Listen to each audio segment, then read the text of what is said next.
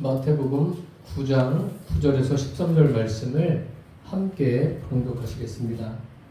예수께서 그곳을 떠나 지나가시다가 마태라는 사람이 세관에 앉아 있는 것을 보시고 이르시되 나를 따르라 하시니 일어나 따르니라. 예수께서 마태의 집에서 앉아 음식을 잡수실 때에 많은 세리와 죄인들이 와서 예수와 그의 제자들과 함께 앉았더니 바리새인들이 보고 그의 제자들에게 이르되 어찌하여 너희 선생은 세리와 죄인들과 함께 잡수시느냐. 예수께서 들으시고 이르시되 건강한 자에게는 의사가 쓸데없고 병든 자에게라야 쓸데있느니라. 너희는 가서 내가 긍휼을 원하고 제사를 원하지 아니하노라 하신 뜻이 무엇인지 배우라. 나는 의인을 부르러 온 것이 아니요 죄인을 부르러 왔노라 하시니라. 아멘. 마태복음 9장 9절에서 13절 말씀으로 마태를 부르신 예수님, 이러한 제목으로 함께 은혜를 나누겠습니다. 세상은 급변하고 있습니다. 급변한다는 말이 실감될 정도로 세계는 멀리 떨어져 있는 것 같지만 굉장히 가까이에 뭉쳐 있습니다. 급변하는데 참 그 중에 하나가 사람에게 필요한 기준이 사라진다는 겁니다. 기준이 사라지면 질서가 무너지게 되어 있고 질서가 무너지면 혼란을 가져오게 되어 있습니다. 우리가 일상생활을 하다 보면 어느 곳에서든지 그 기준이라는 것이 참 중요하다는 것을 알 수 있습니다. 기준이 중요해요. 중요한데 그 기준이 지금 점점 무너져 가고 있습니다. 성경을 볼 때도 마찬가지예요. 성경을 볼 때도 어떤 기준이 있어야 됩니다. 예를 들면 성경에 가장 많이 나오는 것 중에 하나가 의인과 죄인, 선과 악, 이것을 어떤 기준으로 볼 것이냐. 사람의 기준이 아니라 하나님께서 보시는 기준은 어떠한 것이냐, 이것을 분명하게 알아야 성경을 알 수 있습니다. 오늘 예수님께서 마태를 부르십니다. 마태를 부르시는데 그 부르시는 기준이 무엇인가, 우리가 오늘 이것을 발견하고 저와 여러분이 일상에서 주님과 동행하며 살게 되시기를 축복합니다. 첫째로 죄인을 부르십니다. 본문을 우리가 함께 읽었는데 여러분이 꼭 생각해 두시고 염두에 두셔야 될 것이 있습니다. 유대인들이 가지고 있는 죄인과는 무엇인가? 여러분들은 누구를 죄인이라고 말하고 있습니까? 유대인들은 그들이 가지고 있는 나름대로의 죄인관이 있습니다. 유대인들은 일찌감치 하나님께 택함을 받은 선민 사상이 굉장히 투철합니다. 우리가 생각하는 것 그 이상이에요. 얼마나 투철한지 하나님을 믿지 않는 사람, 그 이방인들을 죄인 취급하고 있습니다. 똑같은 사람인데 이방인들은 죄인이다, 이렇게 취급하고 있어요. 그것은 유대인들 모두가 가지고 있는 생각입니다. 한 가지 예를 들면 사도행전 2장 이후부터는 성령이 그 사도들에게 또 모인 곳에 임해서 120여 명의 사람들이 성령으로 세례를 받지 않습니까? 그리고 사도 베드로 같은 경우에는 성령의 능력에 힘입어서 담대하게 복음을 전하는, 어떻게 복음을 전하는지 사도행전 3장 이후에 쭉 기록되어 있습니다. 복음을 전하면서 그 중풍병으로 누워있는 애니야를 일으키죠. 죽은 다비다를 살립니다. 이런 놀라운 능력을 행했어요. 그럼에도 불구하고 사도행전 10장에 가면은 하나님께서 베드로에게 고넬료에게 가서 복음을 전해라 그러는데도 베드로가 어떻게 반응합니까? 거부해요. 3번씩이나 거부합니다. 거부한다는 것은 뭐예요? 이방인인데 어떻게 제가 그 불법을 행하겠습니까? 이런 거예요. 그러니까 유대인들은 그 이방인들을 죄인 취급하고 있습니다. 뿐만 아니라 지난 시간에 요한복음 4장에서 사마리아 여인에 대해서 설교를 들었습니다. 부흥하는 교회라는 제목으로 설교를 들었는데 사마리아 사람들도 죄인 취급해요. 그리고 그보다 더 죄인 취급하는 사람이 누구인지 아십니까? 오늘 본문에 등장하는 세리예요. 세리는 그러니까 유대인들이 볼 때 죄인 중에 죄인입니다. 유대인들이 그렇게 보는 거예요. 당시 상황으로 보면 그 당연한 거죠. 세리는 그 로마의 통치 아래 있어서 로마에 충성하는 사람들이에요. 그러니까 세금을 걷는 것 아닙니까? 지금도 뭐 세금을 내라고 하면 좋아할 사람이 있습니까? 물론 즐겁게 내는 사람도 있지만 좋아하지는 않죠. 그 당시도 마찬가지예요.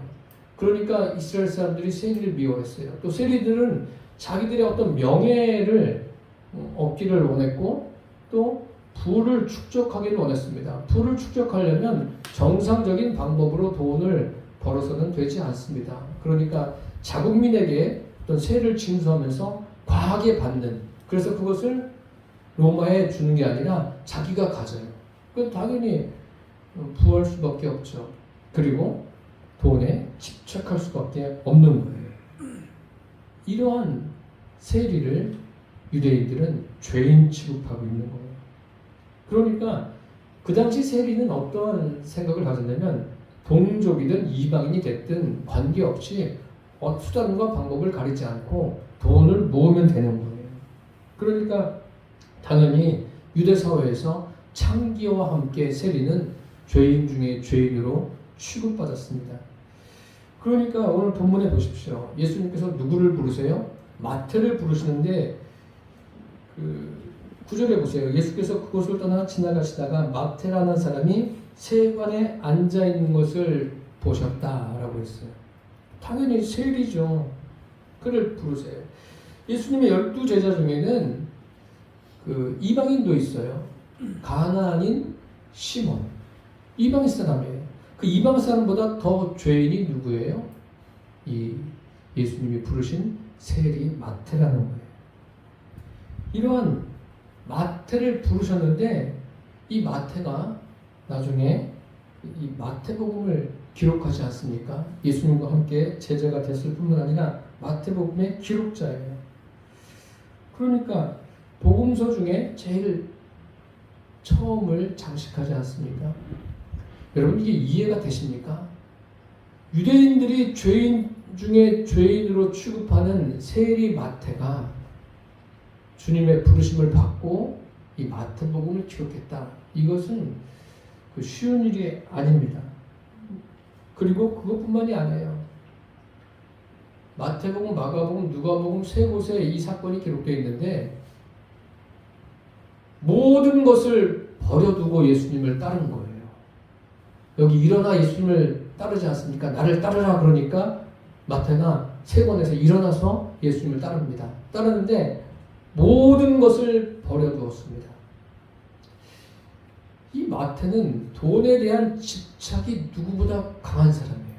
예를 들면 예수님께 한 부자 청년이 나오지 않습니까? 나와서 선생님이여, 선한 선생님이여, 내가 무엇을 해야 영생을 얻겠습니까? 그 많은 사람 앞에서 무릎을 꿇고 엎드려서 이야기합니다. 예수님께서 그에게 영생 얻는 길을 말씀해 주세요. 그런데 이 사람은 재물이 많은 거로 근심하며 돌아갔습니다. 이 부자 청년보다 더 물질에 집착하는 사람이 누군지 아십니까? 오늘 본문에 등장하는 세리 마태예요. 이 사람은 그 누구보다도 둘째가 나면 서러울 만큼 물질에 대해서 굉장히 집착하는 사람이에요. 그런데 이 사람이 어떻게 이러한 변화를 통해서 예수님을 따르고 복음서에서 마태복음을 기록하는 사람이 되었을까? 여러분 이해가 되십니까? 그 주경학자들은 이 부분을 놓고 그렇게 생각합니다. 두 가지를 보죠. 이것은 예수님이 마태를 부르실 때 불가항력적인 그런 어떤 하나님의 능력이 임해서 이 사람이 그곳에서 벌떡 일어나서 따랐다. 그렇게 보는 견해도 있고, 또 어떤 사람은 이것은 마태가 선택해야 될 문제니까 마태가 자기 의지를 가지고 자유의지를 동원해서 주님의 부르심에 따른 것이다. 이렇게 말하기도 합니다. 둘 다 틀렸다고 말할 수는 없습니다. 그러면 예수님의 말씀을 보십시오. 예수님이 뭐라고 말씀하시는지 13절에 보십시오. 그 13절의 내용은 바리새인들이 이제 마태가 예수님을 따르고 자기 집에 아주 큰 잔치를 벌입니다. 잔치를 벌이는데 세리들도 오고 또 죄인들도 오는 것을 보니까 바리새인들과 서기관들이 그냥 막 화가 났어요. 도대체 이게 이 죄인 중에 죄인인데 거기에 가서 식사를 하고 함께 그 대화를 나누는 게 합당하냐? 라고 하니까 예수님이 그 말씀을 들으시고 뭐라고 말씀하십니까? 말씀하신 것이 12절 13절이에요. 예수께서 들으시고 건강한 자에게는 의사가 쓸데없고 병든 자에게야 쓸데있느냐. 너희는 가서 내가 긍휼을 원하고 죄사를 원하지 아니하노라 하신 뜻이 무엇인지 배우라. 나는 의인을 부르러 온 것이 아니요 죄인을 부르러 왔노라. 여기 말씀하시잖아요. 죄인을 부르러 온다. 마태가 죄인이기 때문에 부르신 거예요. 주님은 모든 인생을 부르십니다. 왜요? 모든 인생이 다 죄인입니다. 죄 아래 있습니다. 그래서 부르시는 거예요. 마태는 그 부름에 돌아온 거예요. 돌아왔는데 주님이 미리 마태를 선택했기 때문에 돌아왔다. 아니면 자기 자유의지가 발동돼가지고 돌아왔다. 이것도 틀리다고 말하기보다는 이것보다도 더 위에 있는 게 뭐냐면 예수님이 마태를 보시면서 죄인이기 때문에 부르신 거예요. 의인이 아니라 죄인이기 때문에 부르신 거예요. 반대로 바리새인과 서기관들은 어떤 생각을 가지고 있습니까? 자기들이 의인이라고 생각하는 거예요. 자기들은 죄인이 아니라는 거죠. 세리가 죄인이라는 거죠. 예수님은 세리 마태가 죄인임을 아시고 부르십니다. 그 바리새인들이 계속 엉뚱한 이야기를 하니까 예수님이 건강한 자에게는 의사가 쓸데없고 병든 자에게라야 쓸데있다. 죄인이기 때문에 부르셨고 병든 자이기 때문에 부르신 거예요. 예수님은 지금도 모든 인생을 부르십니다. 왜 부르세요? 죄인이고 병든 자이기 때문에 부르시는 거예요. 그거 아십니까? 모든 사람은 다 불치병을 태어나면서부터 가지고 있는 거. 불치병이 뭐예요? 죽음에 이르는 병이 불치병이에요. 그것을 여러분 잠시도 잊지 마십시오. 우리는 죽음을 향해서 가고 있는 거예요. 한 번 죽는 것은 사람에게 정했다고 성경에 분명하게 기록되어 있습니다. 예수님께서 공생애를 시작하실 때 그 고향에 가셔서 이제 말씀을 펼쳐서 읽으십니다. 읽으시는 내용이 누가복음 말씀이에요. 누가복음 말씀을 읽으시는데 이렇게 기록되어 있죠. 주의 성령이 내게 임하셨으니 이는 가난한 자에게 복음을 전하게 하시려고 내게 기름을 부으시고 나를 보내사 포로된 자에게 자유를, 눈먼 자에게 다시 보게 함을 전파하며 눌린 자를 자유롭게 하고 주의 은혜의 해를 전파하게 하려 하십니다. 한마디로 말하면 약한 자를 부르시는 거예요. 예수님은 죄인을 부르시고 약한 자를 부르신다는 사실을 기억하시기를 바랍니다. 그리고 죄인과 약한 자 안에 포함되지 않는 사람은 한 사람도 없어요. 둘째로 부르심을 바라는 마음을 보십니다. 예수님께서 죄인을 부르시고 약한 자를 부르셔요. 그러면 부름을 받은 사람이 반응을 해야 하지 않습니까? 여기 마태는 반응을 하지 않습니까? 어떻게 반응해요? 모든 것을 버려두고 예수님을 따릅니다. 왜 목사님은 자꾸 여기 기록되어 있지 않는데 모든 것을 버려두었다고 하시는데 누가복음에 그 내용이 기록되어 있어요. 모든 것을 버려두고 따릅니다. 모든 것을 버려두고 따랐다라는 것은 부름을 받고 예수님에 대해서 예수님이 과연 내가 예수님을 얼마나 필요로 하는가. 필요로 하기 때문에 모든 것을 버려두고 따르겠다는 거예요. 그래서 죄인이고 또 약한 자 그것이 기준이 아니라 진짜 기준은 뭐냐면 그 부르심을 바라는 마음, 그 심령으로 부르심을 바라는 마음이 있는가 거기에 달려 있습니다. 여러분들 지금 이 자리에서 설교를 듣는데 마음이 다 달라요. 진짜 내가 주님을 향해서 부르심을 바라는 마음이 있는 사람이 있을 수가 있고 그렇지 않을 수가 있습니다. 그래서 뭐 건강하냐, 병들었느냐, 죽었냐, 살았냐 이런 게 초점이 아니에요. 부르심을 바라는 마음, 주님과 하나됨을 이루고자 하는 그 관계성에 초점이 맞춰져 있느냐 없느냐 이것이 기준인 거예요. 그 예수님과 함께 십자가에 달린 두 강도를 생각해 보십시오. 그들의 차이가 뭐예요? 둘 다 죄인이에요. 둘 다 약한 사람인데 한 사람은 구원받고 한 사람은 구원받지 못했어요. 이게 보통 일이 아니에요. 구원받은 사람에게는 좋은 일이지만 구원받지 못한 사람에게는 참 불행입니다. 불행 중에 불행이에요. 인생 최고의 불행이죠. 이것은. 왜 최고의 불행입니까? 영혼은 멸망의 길로 가는데 이게 어떻게 불행이 아닐 수가 있습니까? 이 두 사람의 차이는 뭐예요? 그 주님의 부르심에 대해서 내가 주님과 관계성을 갖고 가져야 되겠다. 이 마음이 있느냐 없느냐 여기에 달려 있습니다.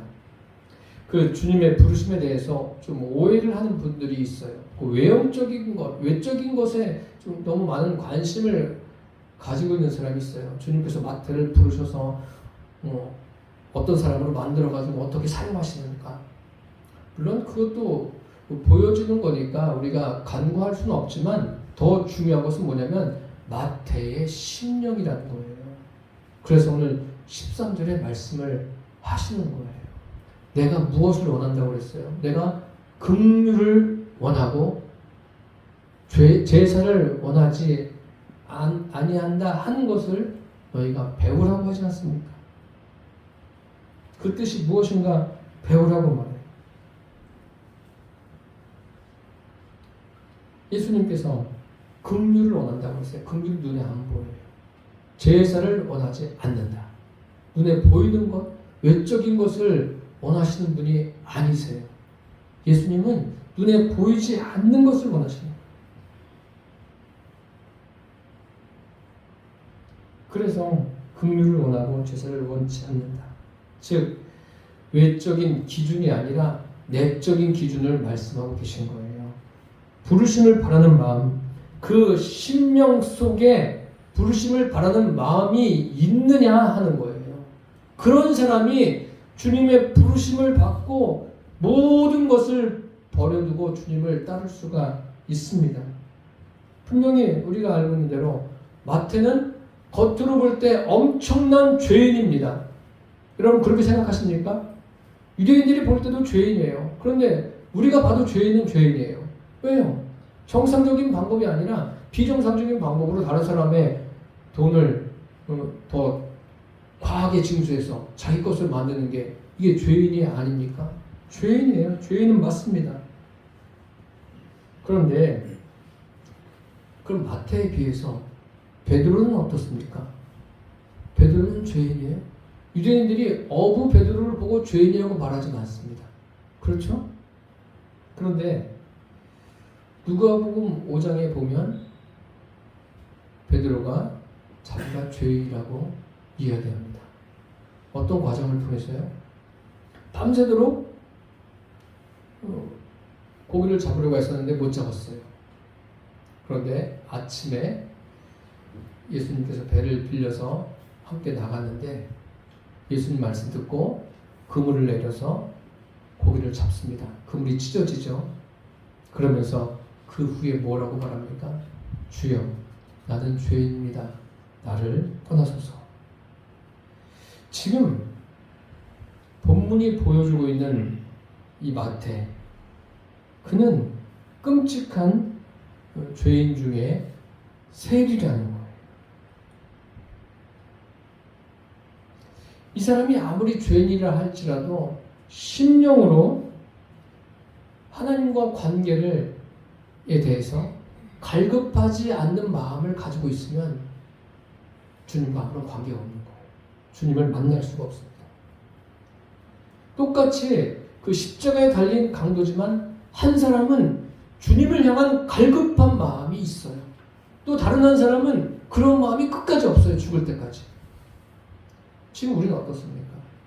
주님을 향한 갈급한 마음이 여러분 있습니까? 이 설교를 들으시면서 지금 무엇에 집중하고 계십니까? 십자가상의 두 강도는 겉으로 볼 땐 똑같아요. 둘 다 십자가 달려서 물론 둘 중에 누가 먼저 죽을지 모르죠. 그런데 둘 다 죄인입니다. 약한 자죠. 겉으로는 똑같아요. 겉으로 보기엔 똑같은데 속은 달라요. 한 사람의 심령은 주님을 향해서 주님께 대한 갈급함이 있고 한 사람은 그런 갈급함이 없어요. 우리는 어떻습니까? 여러분 사람들 볼 때 다 똑같은 사람으로 보이시죠? 집에서 가정에서 사람들 보면 가족들 보면 다 똑같아요. 뭐 부모를 봐도 똑같고 자녀를 봐도 똑같아요. 겉으로 볼 땐 똑같아요. 그런데 여러분 생각해 보세요. 그 사람의 속은 어떤가? 그 사람의 심령에 주님을 향한 갈급함이 있는가 없는가 생각해 보십시오. 혹시 생각해 보셨습니까? 저는 진짜 매일같이 생각해요. 특히 저희 자녀들 생각할 때 이 아이들의 심령에 주님이 계신가? 이 아이들이 주님의 인도를 받고 있는가? 전 그거 말고는 관심 없어요. 앞으로 살아가는 거예요? 뭐 부모가 뭐 이렇게 저렇게 하라고 해서 그 삶이 뭐 활짝 열리고 막아지고 그러는 겁니까? 그 인생은 주님이 책임지십니다. 중요한 것은 뭐예요? 그들의 심령에 주님이 계신가? 저는 거기에 그거 외에는 관심이 없어요. 앞으로 살아가는 거 제가 그들의 인생을 어떻게 책임져요? 제 인생도 바쁜데. 여기 보십시오. 예수님이 만난 지금 마태를 부르셨어요. 예수님이 만난 마태와 바리새인들, 서기관들이 만난 마태는 어떻습니까? 아주 전혀 다른 거예요. 바리새인들은 이 마태를 보면서 뭘 보는 거예요? 다른 거 못 봐요. 아, 저거 죄인 중에 죄인이야. 이거 말고는 없어요. 더 이상 뭐 설명할 것도 없어요. 죄인 중에 죄인, 그거보다 더 나쁜 말이 어디 있겠어요. 그런데 지금 예수님이 만난 마태는 어떻습니까? 예수님이 만난 마태는 그 심령 속에 주님을 향한 갈급함이 있는 거예요. 그러니까 나를 따르라. 그러니까 마태가 모든 것을 버려두고 예수님을 따르는 거예요. 예수님은 지금 마태의 외형적인 것이 아니라 그 심령을 보고 계십니다. 이것이 중요한 거예요. 우리도 생각해 보세요. 우리 무엇을 보고 사세요? 여러분들 자꾸 사람들 보면 외적인 것만 보려고 애쓰는데 거기 너무 관심 갖지 마세요. 그거 중요하지 않습니다. 중요한 건 그 사람의 심령이 어떠하냐 하는 거예요. 심령이. 자꾸 사람의 외적인 것만 보면 바리새인만 바리새인이 아니라 우리가 바리새인 되는 거예요. 어쩜 바리새인보다 더 나쁜 사람이 될 수가 있습니다. 진정으로 이 교회에 와서 주님이 원하시는 것이 무엇인가를 배워야 돼요. 예수님이 배우라고 그러지 않습니까? 배우라고 그러니까 뭐 맨날 모여서 성경 공부하면 다 되는 거예요? 물론 도움은 되겠죠. 성경을 알아가는 도움은 되겠지만 진짜 배워야 될 게 뭐예요? 주님은 심령을 보시는 분이시구나. 그것을 보고 배우라는 거예요.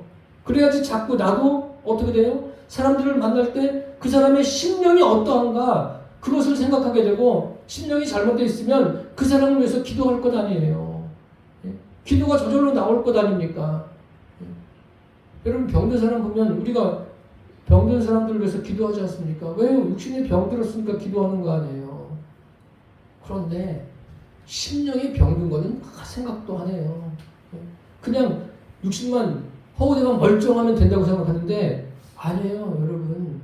예수 믿지 않는 거는 병들어서 막 중한 병에 지금 걸려 있는 거예요. 중한 병에 걸려서 중환자실에 가야 돼요. 그런 사람들은. 그래서 기도해야 돼요. 그것을 볼 수 있는 눈이 열려지기를 바랍니다.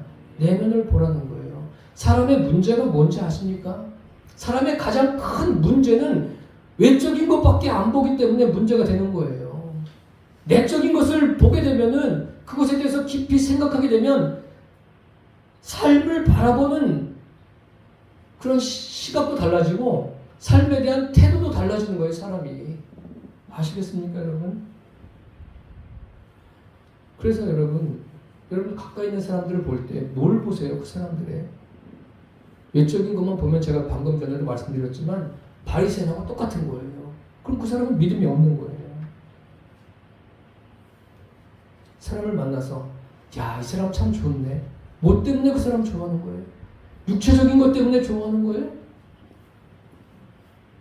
아니면 그 사람의 심령의 질서가, 내면의 질서가 잘 잡혀져 있기 때문에 좋아하는 겁니까? 바리새인이 본 마태, 예수님이 본 마태, 또 다른 하나가 있습니다. 바리새인은 역시 마태의 그 현실밖에 못 봐요. 그런데 예수님은 마태의 무엇을 봅니까? 앞으로 이 마태가 나를 따르게 될 것이고 함께 복음사역에 동참하게 될 것이고 앞으로 장차 천국에서 나와 함께 영원히 살게 될 것이다. 예수님은 그게 다 보이는 거예요. 바리새인은 보이지 않죠. 당연히 서기관들도 마찬가지예요. 그러니까 사울을 부르실 때 어떻게 하셔요? 내가 나를 위해서 그 이방인들에게, 유대인들에게 복음을 전하게 될 것이다. 물론 많은 고난을 받게 되죠. 그런데 복음을 전해서 나중에 순교하게 될 그런 것까지 예수님은 다 보시는 거예요. 그리고 앞으로 장차 천국에서 나와 함께 영원히 살게 될 그게 다 보이는 거예요. 예수님은요. 그래서 하나님이신 예수님은 사람의 그 중심을 보시는 거예요.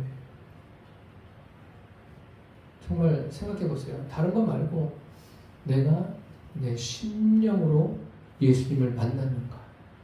내 안에 예수님이 성령으로 계시는가?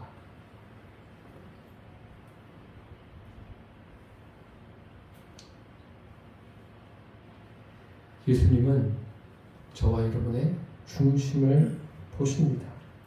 그리고 마태를 보신 것처럼 우리가 장차 주님과 함께 천국에서 하나님의 자녀로서 살게 될 것, 그것을 보고 계세요. 그래서 우리를 위해서 십자가에서 돌아가시는 거예요. 죄만 해결해 주기 위해서 돌아가신 게 아니에요. 이렇게 너무 협소하게만 성경을 알고 계시면 참 곤란합니다. 예수님은 마태를 부르신 것처럼, 마태를 보신 것처럼 지금 저와 여러분을 보고 부르시고 계세요. 소돔과 고모라가 멸망할 때 롯의 가족이 나오지 않습니까? 롯의 아내는 정신없어요. 정신없는데 그냥 뭐가 뭔지 모르니까 뒤를 돌아보지 않습니까? 여러분, 우리가 아직도 다른 것에 관심을 갖고 살아갑니까? 이 세상 눈에 보이는 것에 너무 큰 관심 갖지 마십시오. 잠시 있다 없어지는 거예요. 우리 생명도 어때요? 세상에서 그래도 생명보다 긴 것은 별로 없지 않습니까? 그런데 우리 생명이 성경에 뭐라고 기록되어 있어요? 잠시 보이다가 없어지는 안개니라. 이 육신은 잠시 보이다가 없어지는 안개예요. 이 육신에 너무 막 몰입해가지고 과하게 몰입해서 신령한 것, 주님을 놓치는 그러한 인생이 되지 않기를 바랍니다. 마치 롯의 아내처럼 말입니다. 그것은 참 불행한 것 아닙니까?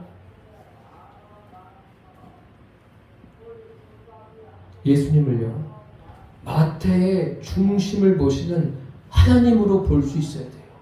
성경을 읽으시면서 아, 예수님이 이런 분이구나, 이런 막 감탄이 있어야 돼요. 그러니까 예수님이 마태의 중심을 보셨으니까 그분이 누구예요? 전능하신 하나님 아니에요. 마태를 다 아는 거예요. 과거, 현재, 미래 다 아는 거예요. 뭐 마태만 아십니까? 그 자리에서 그냥 막 뭐가 뭔지도 모르고 떠들고 있는 바리새인들, 서기관들 다 그들의 중심을 다 아시는 거예요. 예수님은. 예수님은 지금 우리 중심을 보시고 아신다니까요. 아니, 안 보셔도 알고 계세요. 우리 중심이 무슨 생각을 하고 무엇에 관심을 가지고 있는지 아십니다. 여러분, 신령한 것에 관심을 가지십시오. 영적인 것에 관심을 가지십시오. 육신적인 것은 잠시예요. 그림자 같은 거예요. 영적인 것에 관심을 가지세요. 왜요? 영원한 거예요. 영원한 거. 우리 생명이 뭐예요? 이사야서에는 그렇게 말씀하고 있지 않습니까? 수에 칠 가치가 없다고 그랬어요. 100세 시대, 아, 좋습니다. 건강하게 100세까지 아주 팔팔하게 살면 얼마나 좋겠어요. 그럼 괜찮아요. 그런데 그 100세 시대라 할지라도 수에 칠 가치가 있다? 주님은 없다고 그러세요. 왜요? 영원한 것에 비하면 이 땅에는 이 사는 것은 점을 찍고 가는 그런 것도 아니에요. 그 정도도 아니에요. 그러니까 어디에 관심을 가지고 있어야 됩니까? 지금 오늘 본문에 예수님이 보시는 마태, 바리새인들이 보는 마태, 또 반대로 마태가 보는 예수님, 예수님 보는 바리새인, 다 다른 거예요. 예수님은 중심을 보십니다. 바리새인은 예수님을 누구로 알아요? 아, 저분은 그 가르침에 뛰어난 사람이야. 또 위대한 선지자 같은 사람이야. 뭐 이런 정도로 이야기합니다. 그러나 마태가 본 예수님은 어떤 분이세요? 마태가 본 예수님은 나사렛에서 온 보잘것없는 청년 예수가 아닙니다. 그 청년 속에 계신 하나님을 보고 만났어요. 베드로가 그런 거 아닙니까? 예수님이 배를 빌려서 바다로 가셨을 때, 아, 웬 유대 청년이 그냥 저 배를 빌려가지고 가나, 그런 생각하지 않았겠습니까? 유대 청년으로 본 거예요. 뭐 갑자기 뭐 배를 빌린 예수님이 하나님으로 보인 게 아니라 유대 청년으로 보인 거예요. 그냥 귀찮은데 그냥 같이 배를 타고 자기 배니까 간 거 아니에요. 가서 말씀을 듣는데, 그리고 말씀대로 행하고 고기를 잡고 그물이 찢어지는 그것을 보면서 무엇을 깨닫습니까? 아, 이 사람은 유대 청년이 아니구나. 유대 청년인데 이 사람 속에 누가 계셔요? 그 유대 청년 나사렛 예수 안에서 뭘 봅니까? 하나님을 봅니다. 그러니까 뭐라고 그래요? 주여, 나는 죄인입니다.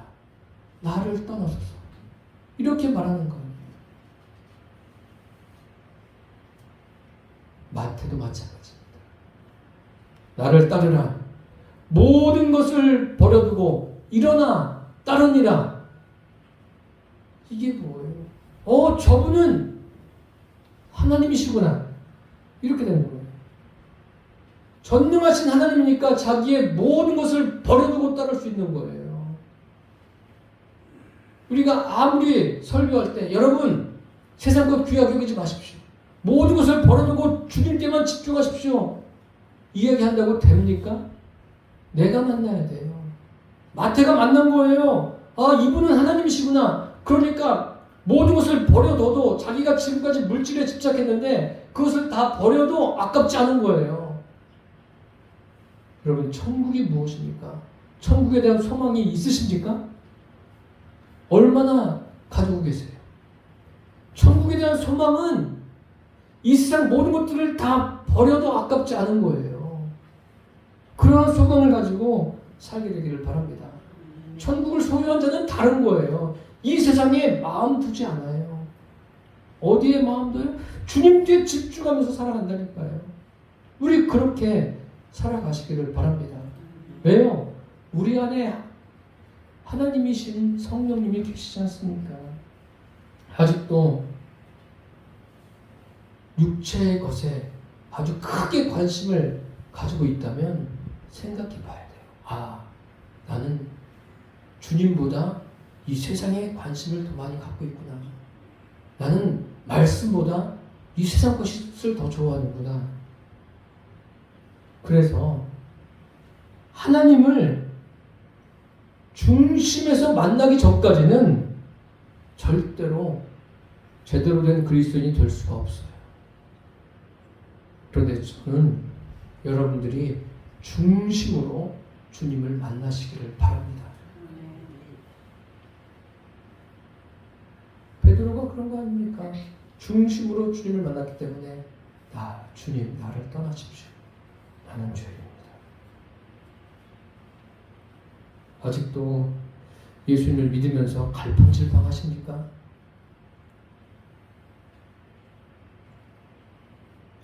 삶에서 여러 가지 겪는 일들 때문에 우왕좌왕하세요.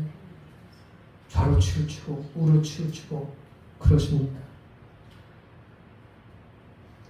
현실에서 지금 잘 일이 풀려지면 문제가 없다 그러십니까? 일이 안 풀려지고 어려우면 어렵고 힘들어서 괴로워하십니까? 여러분, 내 심령으로 주님을 만나십시오. 마태가 만난 예수님을 여러분도 만나시기를 바랍니다. 그래야 생활을 낭비하지 않고 나에게 주어진 이 인생을 제대로 살 수가 있습니다. 그래야 믿지 않는 가족들에게 복음을 전할 수가 있어요. 그렇지 않으면 죽었다 깨나도 복음 전할 수가 없어요. 내가 만나야 돼요. 마태가 만난 예수님 만나서 저와 여러분의 삶이 그분의 능력으로, 그분의 말씀으로 사라지시기를 예수님의 이름으로 축원합니다. 기도하겠습니다. 살아계신 주님,